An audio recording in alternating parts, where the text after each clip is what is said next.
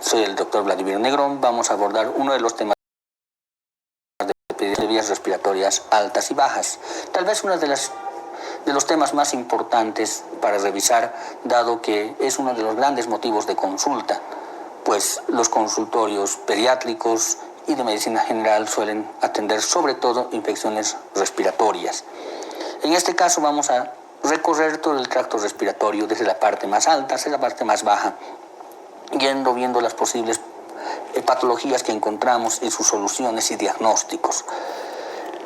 Entonces empezamos en la parte más alta hablando de la otitis media aguda, por sus siglas OMA, y la crónica también. En este caso, lo que va a presentar el paciente es otalgia. La otalgia se refiere al dolor auricular, al movimiento, a la presión e incluso en forma estática. El paciente está febril, muy irritable, con anorexia, a veces con vómito. El cuadro clínico se caracteriza por la aparición rápida de los signos y los síntomas, como más o menos es doloroso e incómodo. El paciente tiende a tocar o retraer el oído, mucha irritabilidad, como habíamos dicho. Puede haber otorrea acompañada de fiebre o solo fiebre. En el momento que acuden a la consulta, el 90% de los pacientes que tienen OMA vienen con esta sintomatología, pero no es exclusiva de esta patología. Por lo tanto, esta sintomatología no es patognomónica, ¿no? La fiebre, la otalgia y irritabilidad no son patognomónicas, pero nos guían a pensar en lo que estamos viendo. Nosotros vamos a pensar en este momento, si tiene menos de 3 semanas va a ser aguda, si tiene más de 3 semanas va a ser crónica. ¿Cómo vamos a diagnosticar? El diagnóstico va a ser enteramente clínico. Vamos a hacer una observación directa de la membrana timpánica a través de un otoscopio y podemos encontrar las dos cosas que estamos viendo en pantalla. Una es la membrana timpánica, este es el ombligo, el cono luminoso, y lo que estamos viendo es un nivel líquido que nos está hablando de una colección purulenta en el oído medio. La otra también nos habla de una colección, pero el ombligo ha desaparecido. Esta es la membrana de Sharpey. El ombligo ha desaparecido y tenemos el mango del martillo. Y tenemos un abombamiento que puede ser posterior o anterior al ombligo, que es también por el atrapamiento de los líquidos allá. Este es mucho más doloroso que el anterior, obviamente por la presión que está ejerciendo. Este es el diagnóstico clínico. Se pueden hacer diferentes tipos de tratamientos. Vamos a empezar con el tratamiento antibiótico, que va a ser amoxicilina de 90 miligramos por kilogramo, dividida en 3 dosis durante 5 días. A los 2 años de edad, durante 10 días. En los alérgicos a la penicilina podemos dar los otros que están nombrados en pantalla, y si no hay respuesta podemos dar amoxicilina más clavulánico, o si no, ceftriaxona intramuscular, si es que no hay tolerancia a la amoxicilina más clavulánico. También existe solución quirúrgica, pero la vamos a abordar en otro momento. La rinosinusitis está dada por el Streptococcus pneumoniae o por el Haemophilus influenza. No es tipificable. La sinusitis es crónica, la pseudomonas aeruginosa, y lo que sucede es colección mucosa en las cavidades paranasales. Si nosotros recordamos, existen cavidades paranasales, como vemos en la imagen, en el seno esfenoidal, en los senos etmoidales, en el seno frontal y en el seno maxilar. Todas estas cavidades paranasales están revestidas de mucosa. Las paredes de esta mucosa tienen células caliciformes, productoras de moco, y van a salir por pequeños hiatos este producto. Este moco está yendo a destinarse a las fosas nasales. Van a ser eliminados del seno esfenoidal y los etmoidales posteriores por el meato superior, por los agujeros hiatales. El meato medio va a estar destinado al seno maxilar, a las celdillas etmoidales medias y anteriores, y al seno frontal, es donde más confluye. Mientras que en el inferior vamos a encontrar el conducto lácrimo-muconasal. En este conducto de acá es en el que vamos a encontrar la mayoría de las obstrucciones. Dado que el conducto es bastante pequeñito y está cerrado casi por la mayoría de los huesecillos que se encuentran acá revestidos por mucosa, puede aparecer infecciones e inflamaciones que cierren los orificios y se conviertan en verdaderos caldos de cultivo que van a almacenar el moco y van a convertir aquello en una sustancia bastante purulenta. El cuadro clínico es la descarga nasal purulenta, retrofaringia, que puede producir náuseas e incluso vómitos, la congestión nasal, la opresión y dolor facial, que es muy clásica de esta patología, el dolor localizado en los senos paranasales, sobre todo maxilar y frontal. Recordemos que los senos frontales y maxilares, sobre todo el frontal, se desarrolla según la edad, así que eso no va a producir en los pequeñitos, pero sí mientras más cercanos estén a la adolescencia, mayor va a ser la posibilidad de encontrar esto.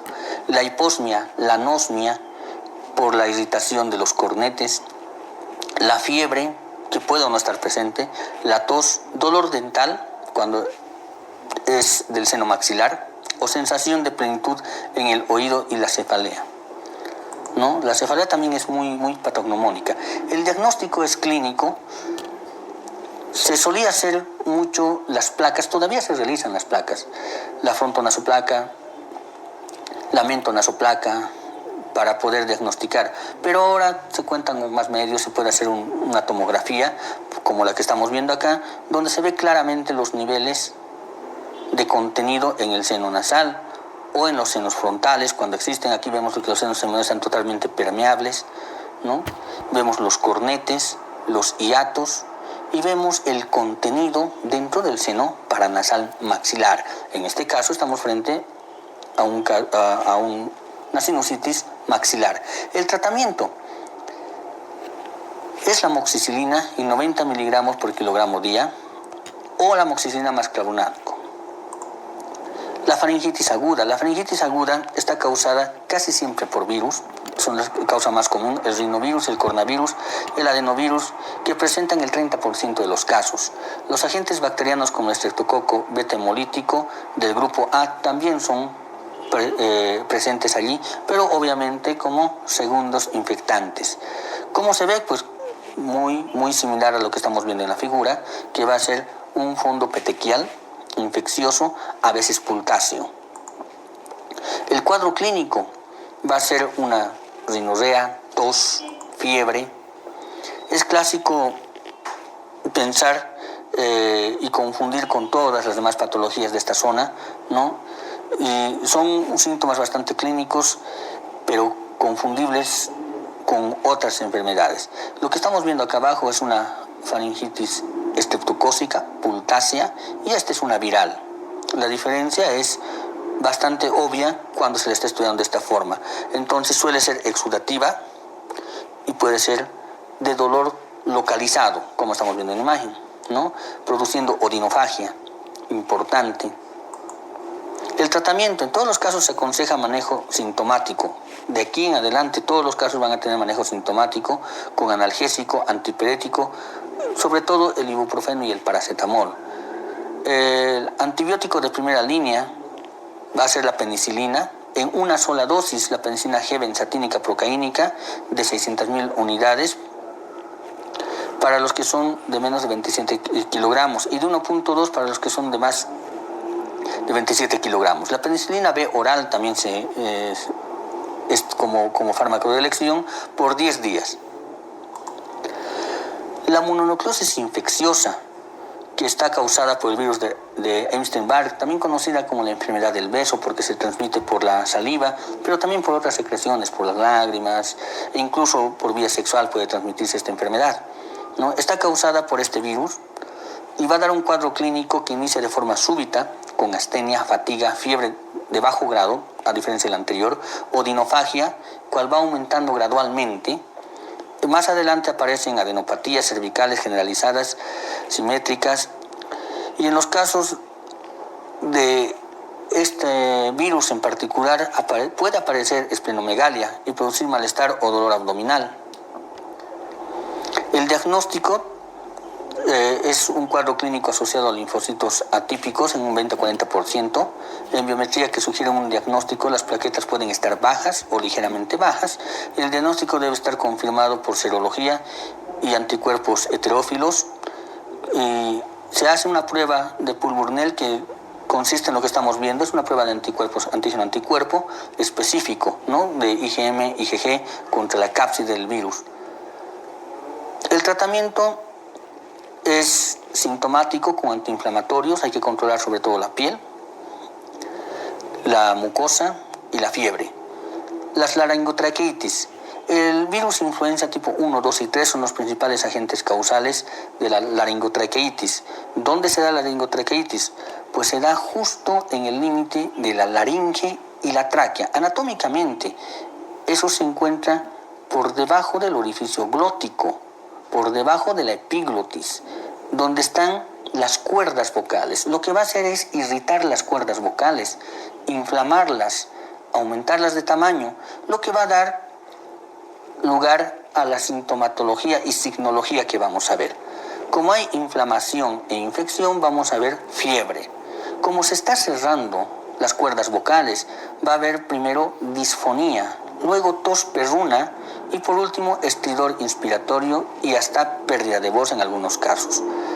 El diagnóstico es totalmente clínico, lo que más nos orienta es esa tos de tipo perruna y el estridor inspiratorio. El tratamiento es oxígeno con nebulizador frío, cuando tolera el paciente, dexametasona para desinflamar las cuerdas vocales, ¿no?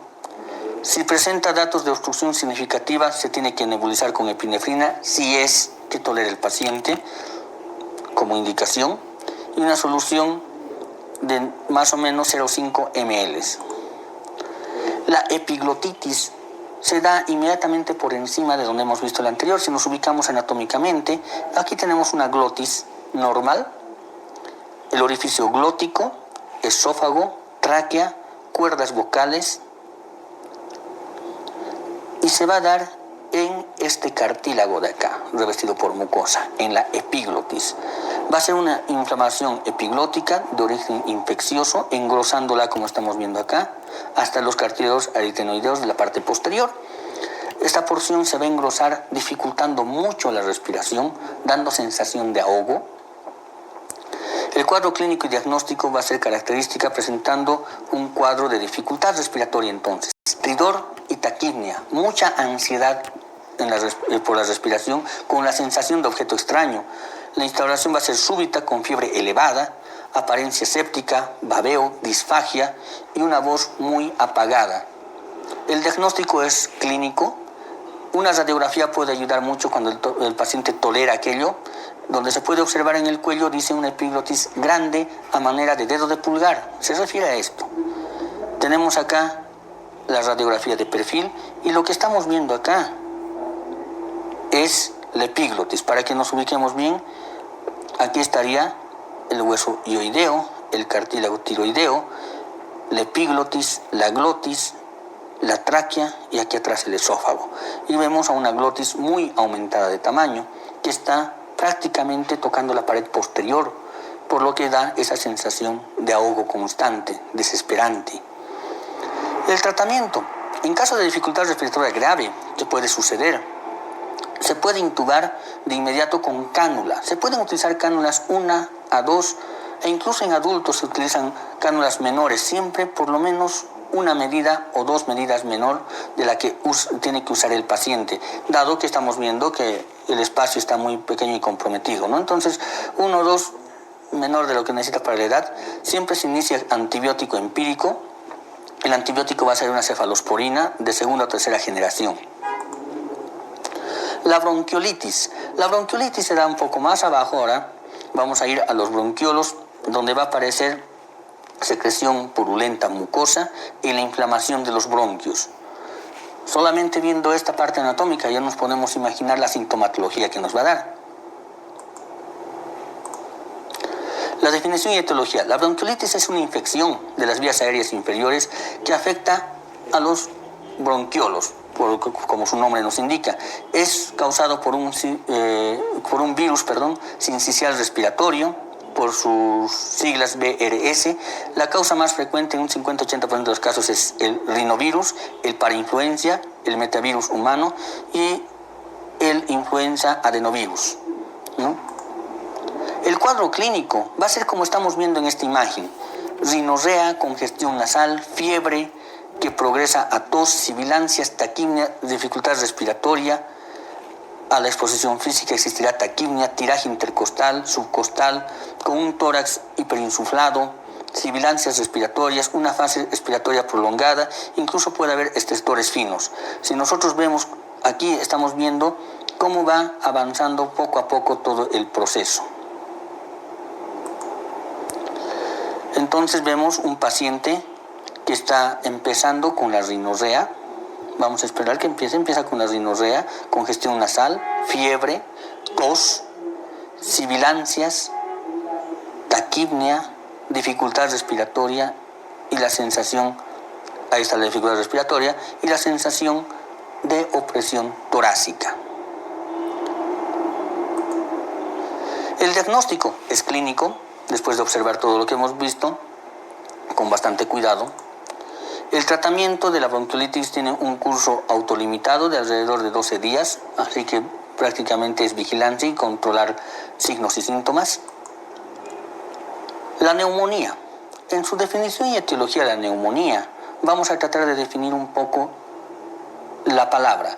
Neumos, aire, atrapamiento de aire o en el lugar donde hay aire. Pulmones. Es una infección del parénquima pulmonar que se define con infiltrados en la radiografía del tórax.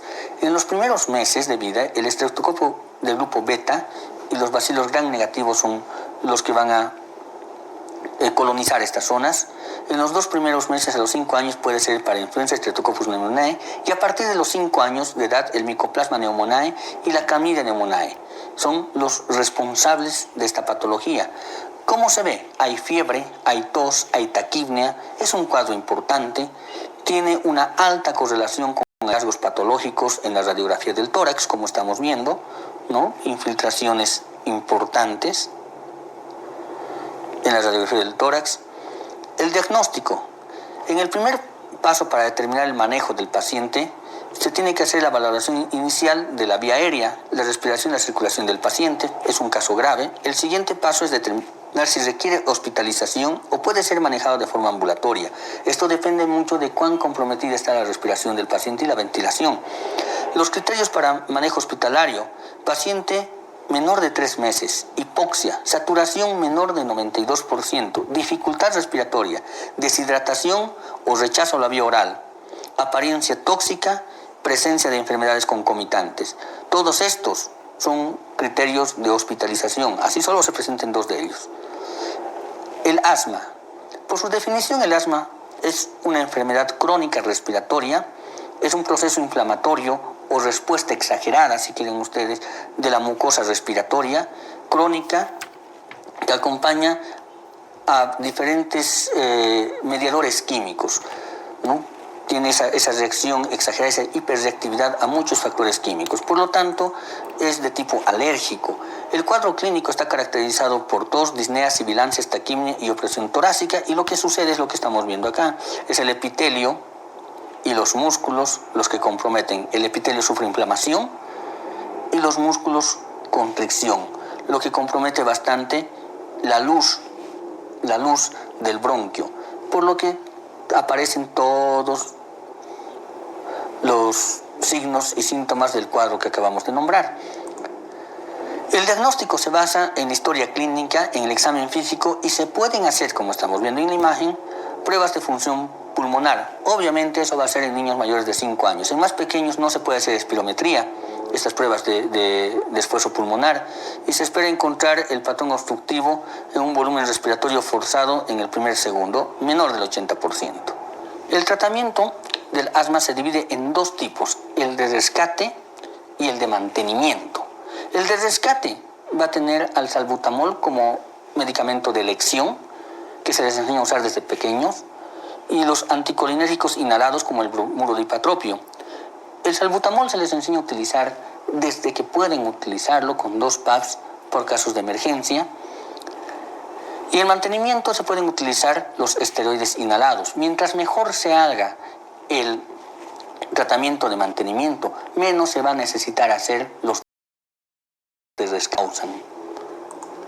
Las enfermedades de los tractos respiratorios son muy importantes, dado que están comprometiendo una de las funciones vitales a las que hay que prestar mucha atención y suelen tratarse como emergencias. Muchas gracias.